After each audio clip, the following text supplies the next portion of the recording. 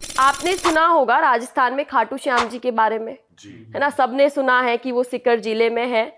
खाटू श्याम जी का आप जब स्टोरी देखोगे तो हमें पता चलता है कि वो जो भीम थे उनके पोते थे, पोते मतलब ग्रैंडसन, ठीक है। तो महाभारत में जब पता चला कि ये जो है बर्बरीक जी वो जो हारेगा उसके पक्ष में चले जाएंगे। अब कृष्ण जी थे वो बड़े मतलब बोलते हैं चतुर थे, उनमें बहुत माइंड था, उन्होंने बोला कि इनको अपने साइड करना पड़ेगा।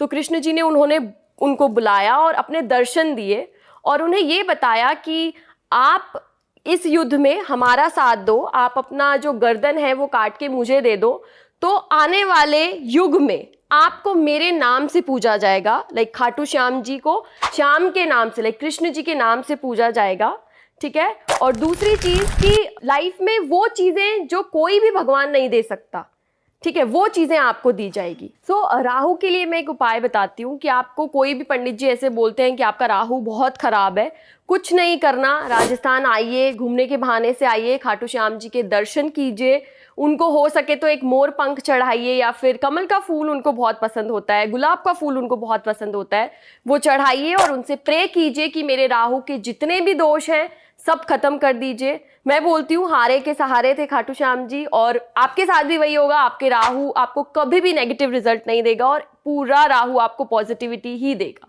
हमेशा के लिए, ठीक है। खाटू श्याम जी के बारे में एक और चीज कही जाती है कि कृष्ण भगवान ने उनको एक और वरदान दिया था।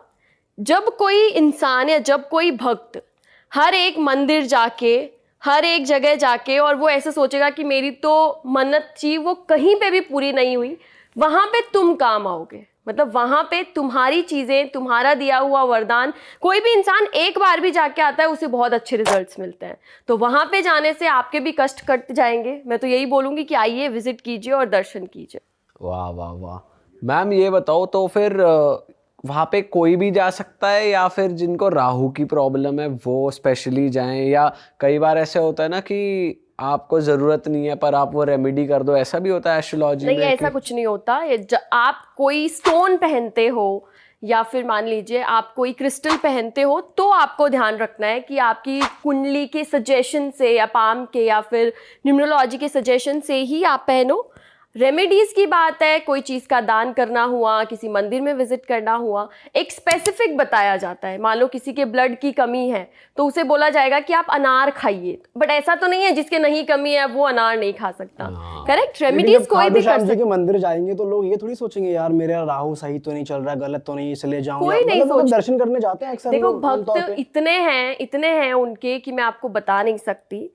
ये चीज एक इतनी है कि लोग इतने डरते हैं, इतनी बड़ी बड़ी पूजा करवाते हैं अपनी राहु के लिए, वो इतना सारा पैसा खर्च करते हैं, यदि वो उसका 2% भी खर्च करके वहां पे आते हैं तो उनका वो चीज सही हो जाती है।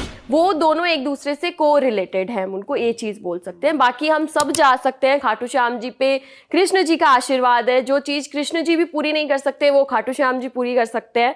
सो डेफिनेटली हम कोई भी जा सकते हैं, मन्नत लेके जाइए, ऐसे ही मिलने चले जाइए, है ना, वो तो वापस भेजेंगे नहीं। मूर्ति देखिए, इतनी सुंदर मूर्ति है। लाइक मैंने देखा है खाटू श्याम जी में जो भक्त होते हैं वो मूर्ति की तरफ देख के और उनके आंखों में मैंने आंसू आते हुए देखा है पहली बार। तो मैं देख रही थी कि जो भक्त थे वो मूर्ति की तरफ देख के और उनके आंखों में आंसू आए जा रहे थे और वो खुशी के थे, लाइक फेस पे स्माइल थी बट आंखों में आंसू थे। वैसे आपका कोई क्लाइंट रहा है कि कोई वहाँ पे गया हो और फिर उसके तो साथ अच्छा एक हुआ? नहीं, मैंने तो 1000 क्लाइंट्स रहे होंगे ऑलमोस्ट, उससे भी ज़्यादा। और मैं खुद, मेरा राहु खराब था और है स्टिल, मैं तो हर 2-3 महीने में चक्कर लगा के आती हूँ। ये नहीं सोचती कि राहु के लिए लगाने जा रही हूँ, बट हाँ मिलने चले जाती हूँ, दर्शन करके आ जाती हूँ। आज यहाँ हूँ, कल कहीं और भी पहुँच जाऊँगी। तो वही वाली बात है, मेरी तो खाटू श्याम जी ने हर इच्छा पूरी करी है।